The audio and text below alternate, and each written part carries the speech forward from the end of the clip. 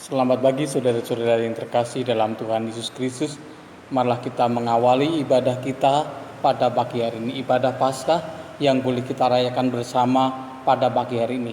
Sebelum kita merenungkan sabda Tuhan, terlebih marilah kita berdoa. Mari kita bersama-sama berdoa. Bapa yang Maha Kasih, kami datang kepadamu, kami mengucapkan syukur dan terima kasih atas kasih setia anugerah-Mu. Kami percaya bahwa Tuhan senantiasa membimbing kami, menyertai kami, dan kami percaya pula bahwa di dalam kebangkitan-Mu inilah kami menemukan kehidupan yang oleh bilur-bilurnya kami menjadi sembuh, dan kami juga boleh mengingat Engkau yang bangkit dari antara orang mati. Kami percaya bahwa Roh-Mu yang kudus itu sendiri akan mengurapi kami, sehingga kami memahami apa yang kami renungkan hari ini dan mengerti bahwa Engkau sungguh-sungguh bangkit buat kami. Terima kasih Bapa. Nyatakanlah semua itu buat kami bisa menyiapkan diri untuk mendengarkan sabda Tuhan. Di dalam nama Tuhan Yesus kami berdoa. Haleluya, amin. Bapak, Ibu, dan saudara-saudara yang terkasih dalam Tuhan Yesus Kristus, perenungan sabda Tuhan pada hari ini terambil dari Yohanes pasal 20 ayat 19 sampai dengan ayat yang ke-23. Yang demikian bunyi sabda Tuhan. Ketika hari sudah malam, pada hari pertama minggu itu berkumpullah murid-murid Yesus di suatu tempat dengan pintu-pintu yang terkunci karena mereka takut kepada orang-orang Yahudi. Pada waktu itu datanglah Yesus dan berdiri di tengah-tengah mereka dan berkata, "Damai sejahtera bagi kamu." Dan sesudah berkata demikian, Ia menunjukkan tangannya dan lambungnya kepada mereka. Murid-murid itu bersukacita ketika mereka melihat Tuhan. Maka kata Yesus sekali lagi, "Damai sejahtera bagi kamu. Sama seperti Bapa mengutus aku, demikian juga sekarang aku mengutus kamu." Dan sudah berkata demikian, Ia menghembusi mereka dan berkata, "Terimalah Roh Kudus. Jikalau kamu mengampuni dosa orang, dosanya diampuni. Dan jikalau kamu menyatakan dosa orang itu tetap ada, dosanya tetap ada." Terpujilah nama Tuhan, dan berbahagia setiap orang yang membaca firman Tuhan, merenungkan di dalam kehidupannya sehari-hari. Terpujilah Kristus.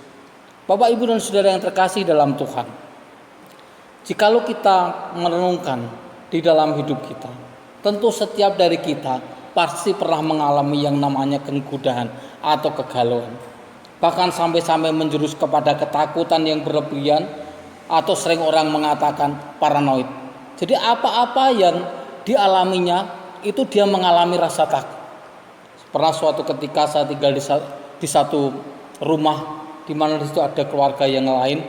Kebetulan rumah itu kami bagi berdua. Yang di sebelah timur adalah rumah kami, kemudian di sebelah barat ada tetangga kami dalam satu rumah. Tetangga yang di sebelah barat itu pernah mengalami perampokan. Dan sejak itu ibu dari orang yang tinggal di rumah itu, ketika kami datang mengetuk untuk melakukan sesuatu, misalnya untuk pembayaran listrik karena rumahnya satu orang, dia mengalami ketakutan. Ini yang kita sebut paranoid, jadi ketakutan yang berlebihan. Bahkan semua orang yang datang ke rumah itu, dia selalu menutup diri. Ada rasa takut, ada rasa dia tidak berani menunjukkan dirinya. Dia hanya membuka pintu sedikit dan bertanya, "Ada apa, Pak? Ada apa, Mas?" Itulah yang disebut dengan orang yang ketakutan secara berlebihan. Mungkin itulah yang terjadi pada murid-murid Yesus pada waktu itu, di mana ketika Yesus disalibkan, ia hanya melihat dari jauh, dan dia hanya bisa menyesali dan melihat Yesus yang tersalib dari jarak jauh. Tetapi memang murid-murid Yesus, terutama yang perempuan, mereka dengan berani mendekati ke depan salib. Kalau kita lihat di dalam Alkitab, kita melihat Maria ibu Yesus juga ada di bawah salib. Kemudian juga Maria Magdalena ada di sana. Dan ada satu orang laki-laki, yaitu Yakobus, adik dari Yesus Kristus. Oleh sebab itu, Bapak, Ibu, dan saudara yang terkasih, hanya orang-orang terdekat Yesus saja yang berani mendekati. Dan ada perempuan-perempuan lain yang juga yang berani mendekati. Tetapi murid yang laki-laki itu, mereka hanya berani melihat dari kejauhan. Mereka menyembunyikan diri, dan seolah-olah mereka kehilangan daya hidup. Bahkan Petrus yang sangat berani itu pun tidak punya nyali. Apa yang bisa kita lihat dari kisah-kisah di Alkitab? Petrus sendiri kemudian dia takut ketika ditanya, apakah engkau orang murid Yesus? Tidak, aku tidak kenal dia. Bapak, Ibu, dan Saudara, demikian pula ketika ada saudara dari hamba imam besar yang telinganya diputus oleh Petrus. Dia bertanya, engkau orang dari kelompok Yesus? Dia mengatakan, aku tidak kenal dia. Bahkan ketika ada orang lain yang berada di sana pun bertanya, sepertinya engkau dari gaya bicaramu, engkau adalah orang Galilea, berarti engkau mengenal Yesus. Secara sederhana pertanyaannya begitu. Tapi sekali lagi Petrus mengatakan, tidak, aku tidak kenal dia. Inilah yang menunjukkan bahwa murid-murid ketakutan. Demikian juga dengan murid-murid yang lain itu akan bersembunyi. Ketika Yesus ditangkap dan dibawa ke mahkamah agama, maka mereka yang lain juga akan melarikan diri. Karena ketakutan melihat bahwa Yesus disalibkan, Yesus dihukum mati. Bapak, Ibu, dan Saudara, setelah Yesus mati itu kita melihat banyak perkara yang ajaib terjadi di sana. Kita melihat terjadi gempa yang luar biasa. Kemudian kita juga melihat gelap gulita selama 3 jam. Maka kita di situ tahu bahwa sebenarnya alam pun tidak rela ketika Yesus disalib. Dan bahkan kepala pasukan dengan prajuritnya malah benar, dia adalah anak Allah. Kemudian Bapak, Ibu, dan Saudara, menjelang Paskah, bukan fajar Paskah, tetapi menjelang malam, ya, menjelang Paskah akan dimulai. Disitulah Yusuf Arimatia memberanikan diri menghadap Pontius Pilatus dan meminta jenazah Yesus. Maka Yesus dikubur di komplek pekuburan Yusuf Arimatia. Murid-murid menghilang. Hanya Yusuf Arimatia dan prajurit-prajurit beberapa orang suruhan, mereka membawa mayat Yesus ke dalam kuburan itu sendiri. Dan kita lihat 1 hari setelah Paskah, maka di situ kita setelah hari Sabat maksudnya, mereka juga murid-murid Yesus terutama yang perempuan-perempuan itu, mereka datang ke kubur Yesus. Maka disitulah kisah luar biasa itu terjadi. Bagaimana murid-murid Yesus yang perempuan itu, para ibu-ibu yang datang, justru menyaksikan bahwa ada malaikat Tuhan di sana. Demikian juga dengan Maria Magdalena. Kita juga melihat kisahnya ketika dia ditanya, siapakah yang kau cari, ibu? Maka yang ku cari adalah Rabi, Rabuni, Tuhanku, guruku. Saudara-saudara yang terkasih dalam Tuhan Yesus, maka di situ kita melihat bahwa Yesus ternyata bangkit dari antara orang mati, seperti yang diberitakan pada perjanjian lama. Juga apa Yesus katakan bahwa 3 hari akan bangkit kembali. Maka di situ kita melihat ada kisah-kisah yang muncul di Alkitab. Ketika Maria Magdalena berjumpa dengan malaikat Tuhan dan berjumpa dengan Tuhan Yesus sendiri bahkan, dan disitulah terjadi sapaan-sapaan yang menarik yang kita bisa lihat. Bahkan juga kita baca di dalam Yohanes. Bapak, Ibu, dan Saudara yang terkasih, Alkitab mencatat, khususnya Yohanes, Maria yang menemukan pertama kali kubur itu kosong dan berlari menemui Simon Petrus dan juga murid yang dikasihnya. Mereka berdua melarikan dirinya menuju ke makam. Ternyata memang kubur itu kosong. Ada kegalauan juga di dalam pikirannya. Betulkah Yesus ini bangkit dari antara orang mati seperti yang dinubuatkan oleh Yesus sendiri? Ataukah Yesus ini hanya dicuri orang? Ini pertanyaan yang sangat serius. Juga demikian yang terjadi pada pemikiran konspirasi yang dilakukan oleh para imam-imam. Juga demikian. Jadi Yesus itu dikabarkan dicuri orang supaya orang tidak melihat kebangkitan Yesus, supaya orang menolak kebangkitan Yesus. Bapak, Ibu, dan Saudara yang terkasih dalam Tuhan, dalam situasi seperti ini Tuhan menjumpai banyak orang. Tadi kita mendengar bahwa Maria juga dijumpai oleh Yesus secara pribadi. Dan kisah selanjutnya juga dikatakan bahwa mereka berjumpa dengan Kleopas dan salah satu teman seperjalanan. Kita melihat mereka ketemu dengan Tuhan. Dan juga hari pertama minggu itu, maka kita juga melihat bahwa di situ murid-murid Yesus berkumpul. Jadi kalau kita membayangkan hari ini, maka kita melihat bahwa murid-murid itu datang berkumpul bersama di satu tempat, yaitu pada hari Minggu sore. Disitulah mereka bersembunyi di satu tempat, tempatnya terkunci atau rumah itu terkunci, supaya mereka bisa berdiskusi atau menangisi bersama Yesus yang telah hilang itu. Di antara percakapan itu, tiba-tiba muncullah Yesus di sana dan dia mengatakan, "Damai sejahtera bagi kamu." Ia menunjukkan tangannya, menunjukkan lambungnya yang tertikam itu.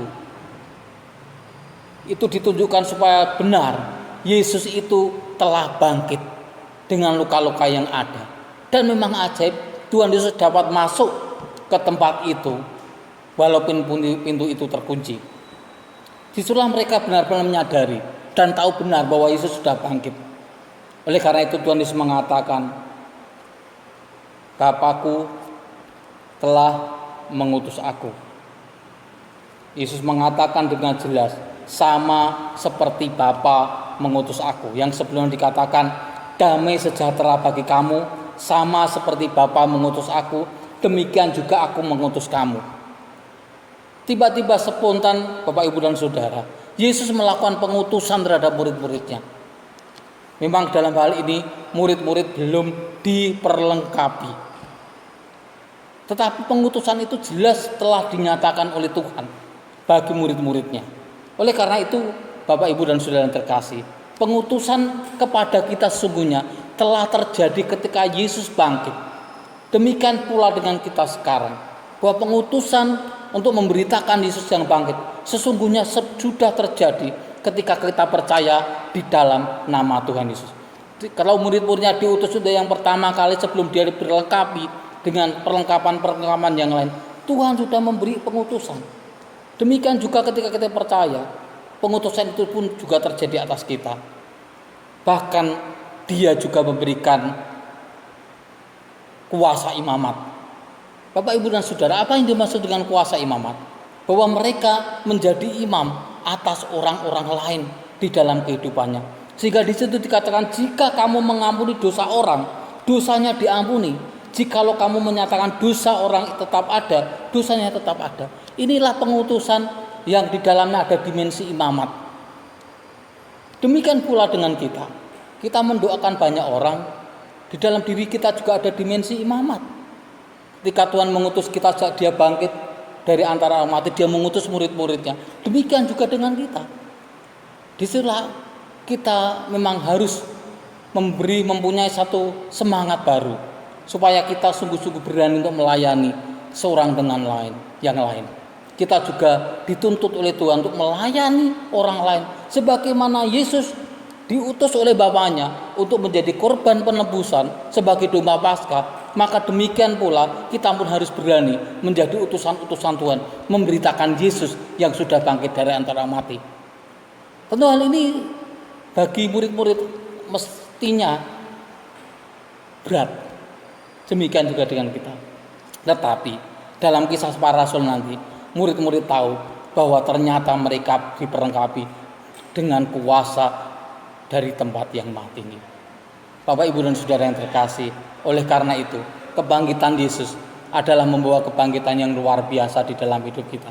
Kita tidak perlu, kalau hari yang lalu kita merasa takut, ada rasa sunyi dan sepi, kemudian juga kita ada ketakutan ketika Yesus mati, juga demikian yang dirasakan, dan juga perenungan-perenungan menjelang Paskah selalu ada ketakutan, kesengsaraan, penganiayaan yang muncul di dalam hati murid-murid. Juga tentunya dalam perenungan kita pun kita juga menghayati hal yang sama. Tetapi hari ini kita tahu bahwa Yesus itu telah bangkit. Yesus bangkit menebus dosa manusia. Demikian pula dengan kita. Ia membangkitkan kita pula supaya kita menjadi serupa dengan dirinya. Dosa kita telah diampuni. Maka demikian pula kita diajak untuk bangkit bersama dengan Kristus, membawa berita anugerah Tuhan, membawa misi pengutusan itu menjadi misi yang nyata di dalam hidup kita. Oleh karena itu, Bapak, Ibu, dan Saudara, Tuhan mengutus murid-muridnya dengan kuasa mengampuni dosa. Karena pengampunan dosa itu ada dalam dirinya.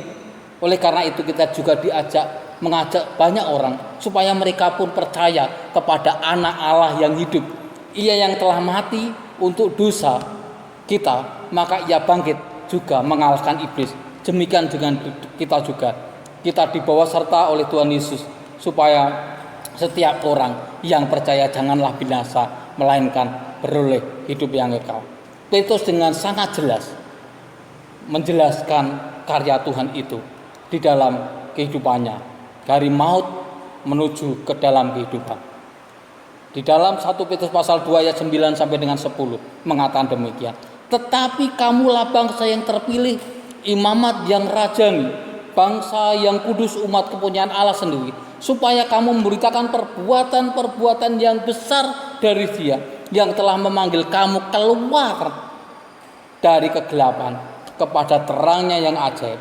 Kamu yang dulu bukan umat Allah, tetapi sekarang telah menjadi umatnya, yang dulu tidak dikasihi, tetapi sekarang telah beroleh belas kasihan. Maka tugas kita, Bapak, Ibu, dan Saudara, adalah menjadi pemberita perbuatan-perbuatan yang besar dari Dia yang telah memanggil kita dari kegelapan kepada terangnya yang ajaib. Terpujilah nama Tuhan, dan kita percaya bahwa rahmat-Nya menyertai kita semua dari hari ke hari. Terpujilah Kristus dan selamat Paskah. Tuhan memberkati. Amin. Mari bersama-sama kita datang kepada Tuhan dalam doa. Bapa yang terkasih, kami datang kepadamu. Kami percaya bahwa ketika Engkau bangkit, maka bersama itu pula Engkau membawa kami kepada pengutusan-pengutusan, supaya kami memberitakan pekerjaan-pekerjaan yang besar dari Engkau yang telah bangkit dari orang mati. Ketika Engkau bangkit, Engkau menebus dosa kami dan membawa kami hidup serupa dengan Engkau. Demikian pula kiranya kami boleh membawa berita itu kepada banyak orang di sekitar kami. Terima kasih Bapa, nyatakanlah itu semua dalam hati kami, dan itu menjadi rema dalam hidup kami hari ini, dan menjadi berkat juga untuk banyak orang. Dalam nama Tuhan Yesus kami berdoa. Amin.